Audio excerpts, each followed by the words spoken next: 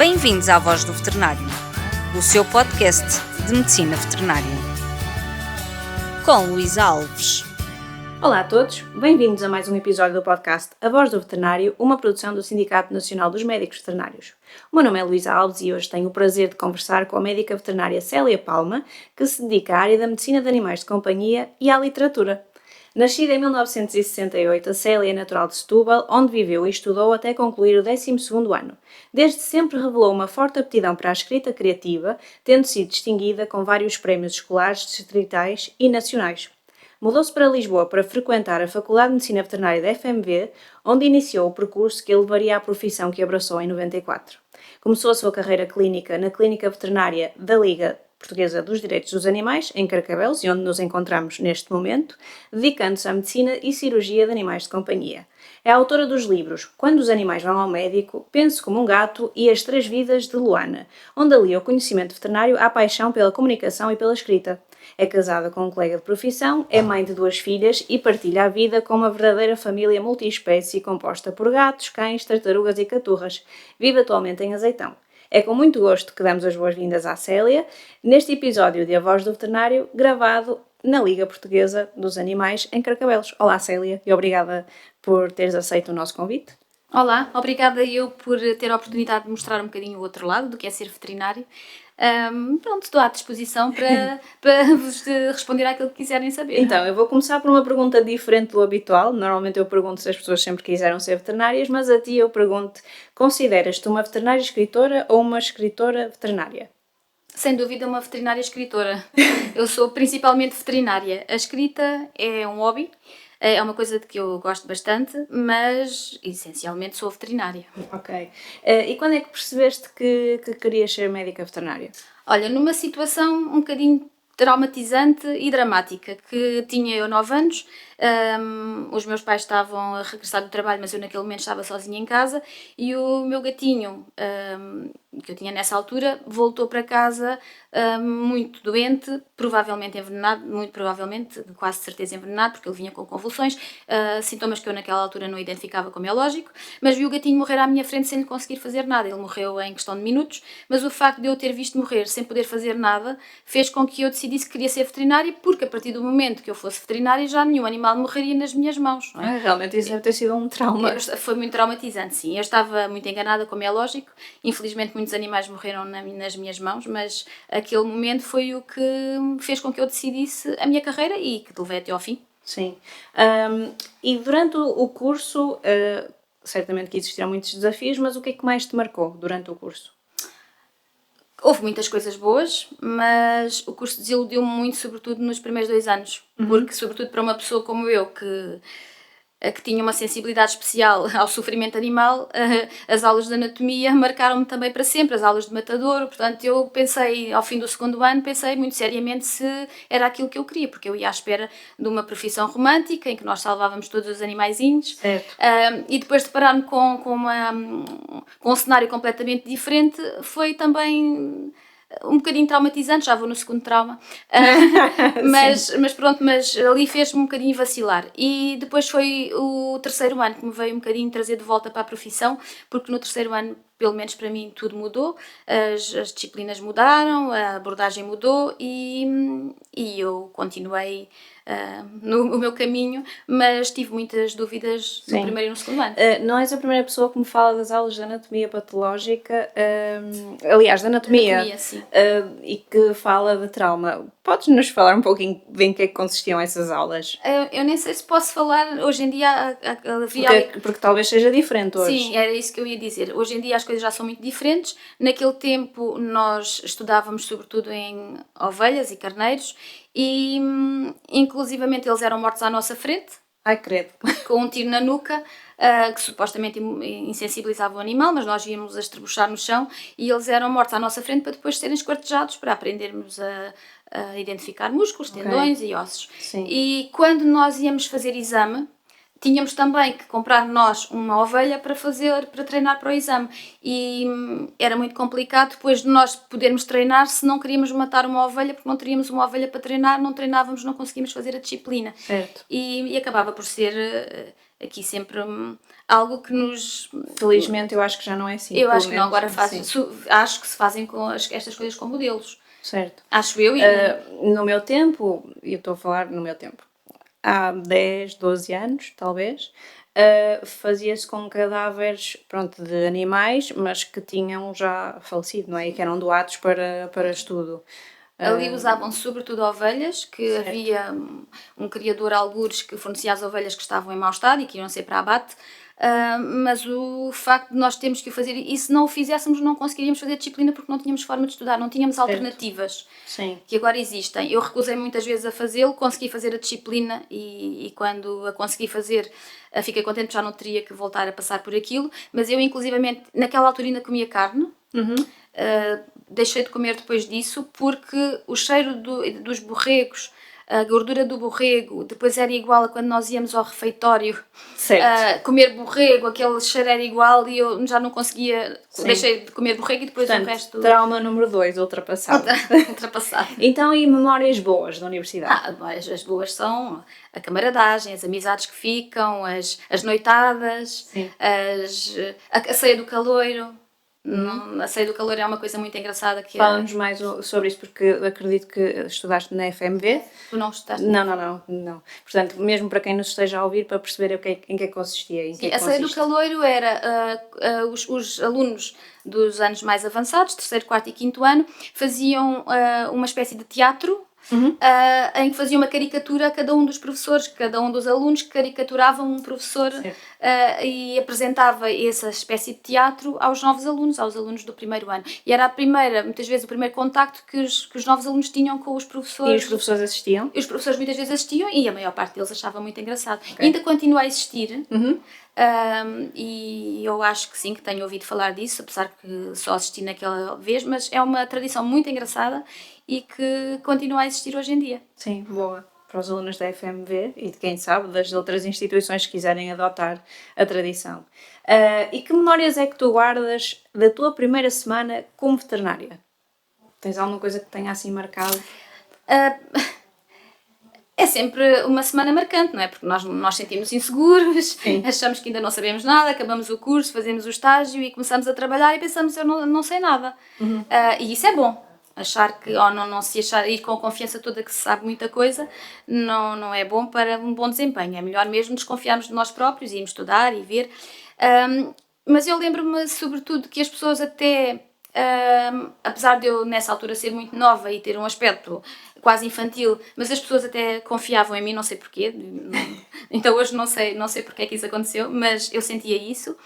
Tive alguns reveses com alguns colegas de outras clínicas, porque o sítio para onde eu fui trabalhar era muito dominado por uma clínica que existia na zona, que era a única, e depois esta clínica da associação abriu e isso acabou por ser... fazer uma certa concorrência àquela clínica e o colega não aceitou isso muito bem, portanto no que pôde fazer uma vida negra fez, mas eu resisti a isso tudo e isso passou-me um bocadinho ao lado e tive sempre o apoio das próprios dirigentes da associação em relação a isso e continuamos em frente. E como é que surgiu a oportunidade de em 94 começares na Liga? Isso também foi engraçado, porque eu estava a assistir às consultas no banco da faculdade quando a presidente e a vice-presidente da associação foram à consulta ao banco da faculdade com um animal que pertencia à associação. E eu estava lá presente e não sei porque houve uma certa empatia e logo nesse dia, que eu estava já no 5º ano, nessa altura, logo nesse dia a presidente me chamou ao lado, estavam muitos alunos, mas ela me chamou ao lado, disse-me que estavam para abrir uma clínica veterinária, que estaria para abrir provavelmente mais ou menos na altura em que eu acabasse o curso e se eu estava interessada. Eu disse que sim, podíamos pensar no assunto, dei-lhe o meu contacto e efetivamente eu acabei o curso, depois ainda fiz umas substituições em algumas clínicas, mas pouco tempo depois fui contactada pela presidente da associação, vim trabalhar para a associação e foi onde fiquei até hoje. Uma clínica do zero, no fundo. Do zero, sim. Com uma veterinária do zero. Certo. Portanto, isso Foi deve ter tudo trazido bastantes desafios. E o que é que significou para ti começar numa associação, a tua carreira? Significou algumas coisas já expectáveis. Por exemplo, lidar com a falta de meios económicos de muitos clientes, lidar com poucos meios, fazer muito ou tentar fazer muito com muito pouco. Isto foi o principal desafio. Certo. Ou seja, aprendeste a desenrascar-te. Exatamente, desenrascar é a palavra. Sim. Às vezes não me desenrasquei tão bem como outras, mas pronto, dei o melhor sempre. E sentes que, ou seja, tu continuas aqui na Liga, são muitos anos, sentes que o teu foco ou a tua motivação mudaram ou ainda tens alguma coisa do início?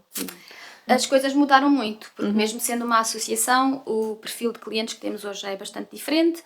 É uma zona em que as pessoas têm mais ou menos dinheiro, não há por aqui muitos bairros sociais, e as coisas mudaram muito em relação a esse aspecto, ou seja, eu já não tenho que fazer tanto, não tenho que fazer desenrascar-me tanto. Mas já consigo agora trabalhar com meios, já somos muitos, já não sou só eu, já conseguimos conversar, ter reuniões, cada um abre um bocadinho os horizontes do outro, cada um traz uma ideia nova, já temos meios de diagnóstico, portanto as coisas são completamente diferentes. Ou seja, mesmo estando num único local, o facto de trabalhares com tanta gente trouxe-te aquilo que traria teres passado por muitos. Houve sempre uma evolução. Sim. Orgulho-me disso. Portanto, houve uma grande evolução, uma evolução contínua. Continuamos a evoluir dentro das nossas capacidades, continuamos a ser uma clínica pequena, não temos os meios de um hospital, mas não temos qualquer problema em referenciar os casos que nos transcendem, portanto, não há qualquer problema, temos um bom relacionamento com os hospitais aqui à volta, porque efetivamente só tratamos os casos que conseguimos efetivamente tratar. Os que não conseguimos são referenciados e vão para o outro lado. Sim. E continuamos a evoluir porque continuamos a trazer sangue novo, de vez em quando temos um colega mais novo, e esse colega vai-nos trazer ideias novas. Agora, com a questão, por exemplo, da inteligência artificial, estamos a começar uma nova era, e também estamos a tentar adaptar-nos, acho que estamos todos nessa situação. Sim. Mas o sangue novo que entra aqui na clínica acaba por também nos abrir horizontes nesta área e muitas outras. Sim.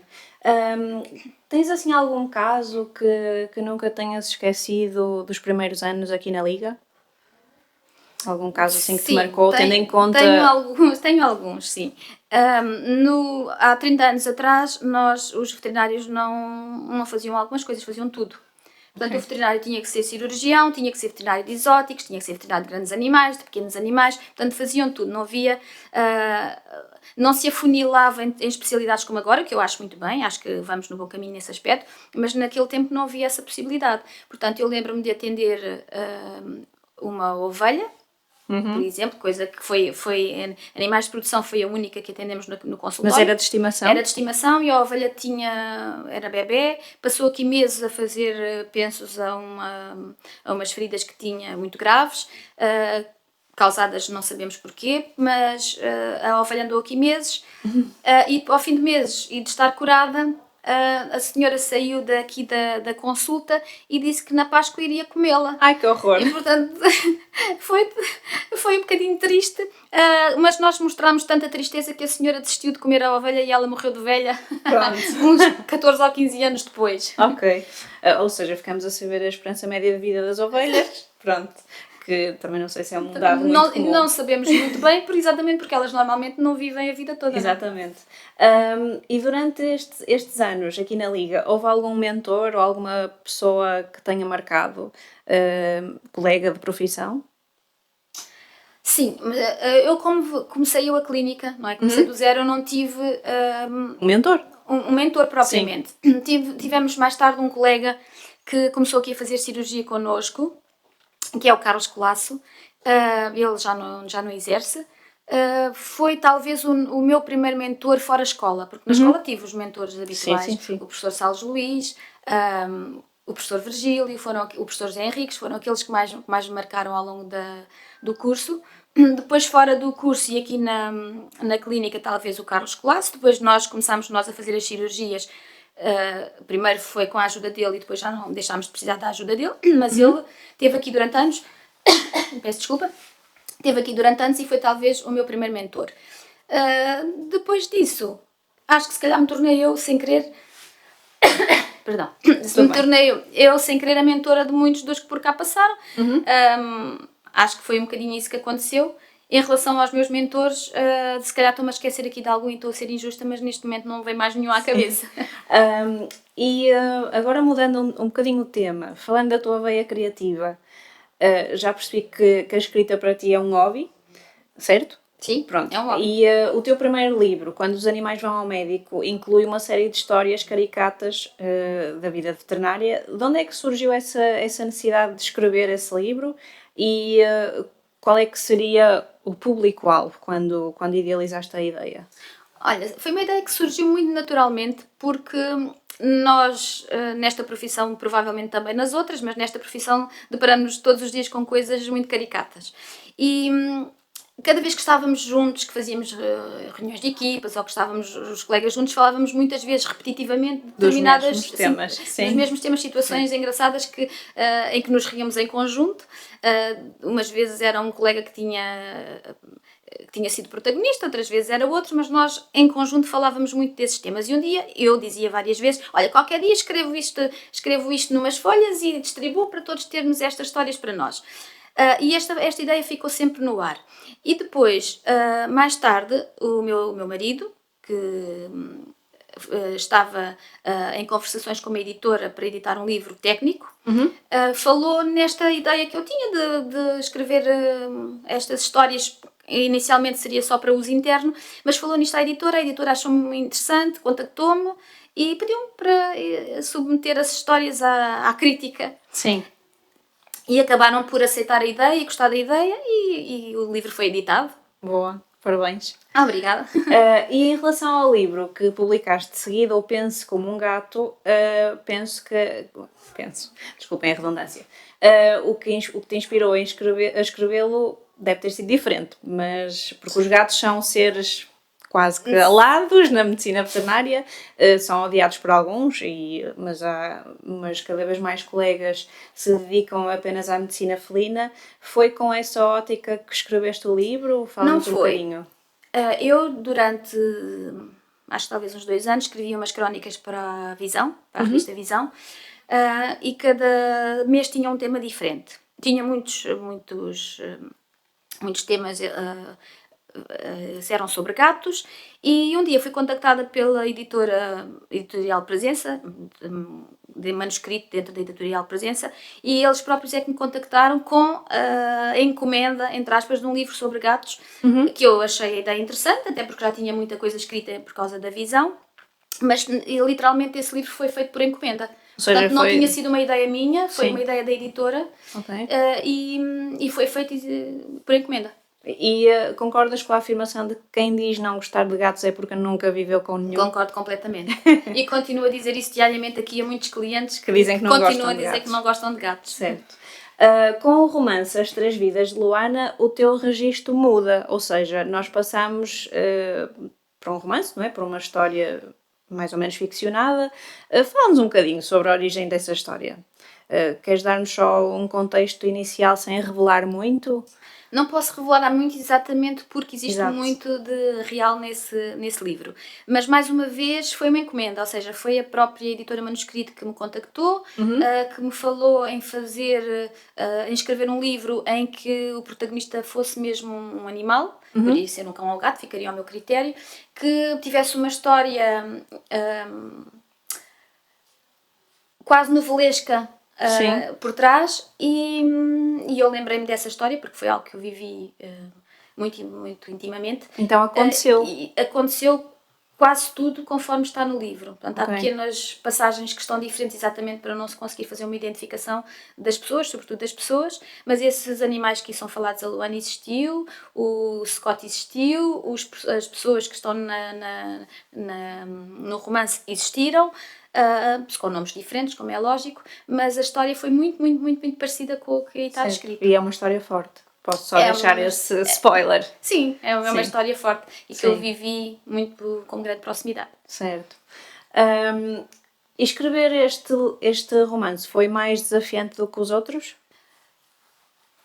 Foi mais... Principalmente porque se tinha essa componente tão pessoal? Nesse sentido, talvez sim. Mas eu gostei muito de o escrever porque aí eu não estava condicionada a termos técnicos, a ter que, apesar do Penso Como um Gato não ser um livro técnico, mas eu tinha que seguir alguns padrões, ou seja, eu tinha que pôr coisas corretas, tinha que estudar um bocadinho também, tinha que me informar para que o que lá estivesse estar completamente correto, em termos técnicos e não só. Este eu pude dar asas à imaginação, apesar da história ser real, eu pude floreá-la um bocadinho à minha vontade. E uma coisa que eu confesso que ainda não acabei o livro, mas estou a lê-lo, e um tema que eu acho que cruza muito bem com os dias de hoje é o tema da solidão, que eu acho que cada vez mais, infelizmente, será Da solidão e da uma doença realidade. mental. Exatamente, Que sim. é uma coisa muito atual. Sim. Por isso deixo a recomendação para quem quiser. É um bom livro. Achas que escrever te tornou uma melhor veterinária? Sinceramente, acho que não. Ok. Acho que não. Sim. Acho que talvez me tornasse um bocadinho, apesar que eu sempre. Melhor escritora, talvez, porque Melhor deu-te escritora, deu-te talvez uma sim, capacidade, sim, se calhar, sim. para ver as pessoas, E temas. sim, Muitos temas de várias perspectivas, ou de Sim, lidar perspectivas muito diferentes. muito com pessoas, falar muito com pessoas. Sim, sim. Eu era uma pessoa tímida, ainda sou, mas no contexto de trabalho isso mudou completamente. E eu sou o oposto daquilo que sou fora do trabalho quando estou a trabalhar, a falar com as pessoas. Porque és esforçada também, a ser. Sim, também porque se calhar me habituei a Sim, fazê-lo, mas não tenho qualquer problema em falar com as pessoas que vêm com os animais. Fora do contexto de trabalho sou um bocadinho diferente. Pronto, também já fui aprendendo com a vida, já não é como era no início. Sim. Mas sou, e mesmo as pessoas que me conhecem mais proximamente dizem que eu sou muito diferente no trabalho daquilo que sou na vida privada. Sim. E neste momento, há algum livro novo, algum projeto assim em modo produção? Neste momento não, neste momento Mas ambicionavas abraçar algum projeto novo nessa área da escrita? é uma coisa complicada porque eu gosto muito de escrever, mas depois tenho muito pouco tempo para o fazer. E acaba sempre por ser ali uma luta entre, a partir do momento que eu assumo um compromisso, tenho que o honrar, não é? Tenho que escrever, mas depois não tenho tempo, mas depois também não posso deixar passar muito tempo, porque depois também me perco na escrita, e isto acaba por ser, assim, às vezes um bocadinho desafiante. Certo. E neste momento estou a fazer uma pausa. Não digo que não o volto a fazer, até porque até agora todos os livros que eu escrevi, exceto o primeiro que foi proposto, os outros dois foram feitos quase por encomenda, e pode ser que surja uma encomenda e eu não sou capaz de dizer que não, mas agora estou bem... Estou bem com o que já fiz e agora dedicada só à veterinária, à gestão da clínica, porque agora também faço a gestão da clínica e isso também me ocupa muito tempo. Por agora não, mas não digo que não. Certo. Célia, uma última pergunta. Se pudesses deixar uma única mensagem aos colegas de profissão e aos tutores que nos estão a ouvir, o que é que escolherias dizer? Aos colegas de profissão, juntos somos mais fortes, que eu acho Sem que isso dúvida. às vezes fica um bocadinho esquecido. Mas ainda há bons colegas. Em relação aos tutores, olharem para o veterinário não como uma máquina de fazer dinheiro, que muitas vezes é o que acontece, e sei que muitos não o fazem, mas há uma pessoa por trás do veterinário que atende o animal na consulta, e essa pessoa tem os mesmos problemas que os donos dos animais têm, os tutores dos animais têm, e que qualquer pessoa tem. Portanto, há um ser humano ali. Portanto, eu quero, sobretudo, que os tutores dos animais pensem que há um ser humano por trás do veterinário que está a atender o animal. Célia, muito obrigada por esta conversa e por partilhares a tua experiência connosco e o teu percurso. Podem encontrar a médica veterinária Célia Palma e acompanhar o seu trabalho através do e-mail lpdacarcavelos@gmail.com ou então através das redes sociais, nomeadamente o Instagram da LPDA. E já sabem, também podem visitar os sites de venda de livros, se estiverem interessados em conhecer o trabalho da Célia mais de perto, o trabalho literário. A todos os que nos ouviram, obrigada por estarem desse lado. Se gostaram deste episódio, partilhem-no com colegas e amigos e acompanhem o podcast A Voz do Veterinário. Relembro que a força de um sindicato é feita pelo seu número de associados, por isso convido todos os ouvintes a tornarem-se sócios e caso tenham alguma dúvida, sugestão ou comentário relativo ao podcast, podem entrar em contacto através do nosso e-mail avozdoveterinário@snmv.pt. Obrigada, fiquem bem e até ao próximo episódio, que já será na terceira temporada. Obrigada!